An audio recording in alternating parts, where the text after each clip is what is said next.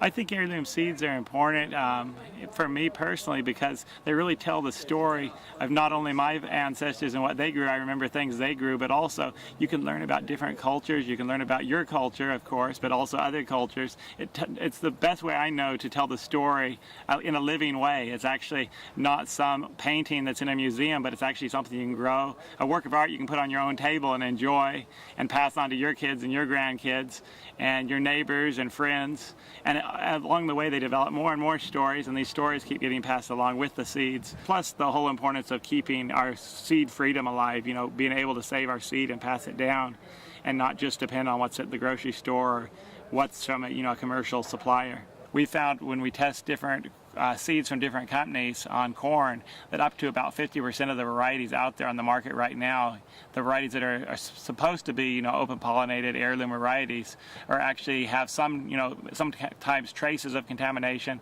and other times large amounts of contamination from gene-altered crops, which is a big issue with us. It's not only very sad to see these older varieties getting contaminated and potentially lost, but also it's an issue of who owns the seed then. There's a lot people can do in America to make sure we have a better food supply. Number one is grow some yourself if you can.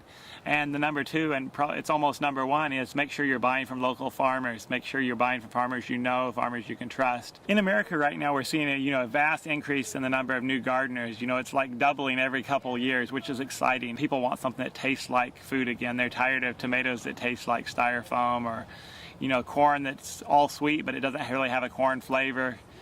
Squash that tastes, really bland, there's no flavor left, watermelons that aren't sweet anymore and they don't have seeds. What if something happens, how would I be able to keep growing this watermelon if it doesn't have seeds or if it's a hybrid?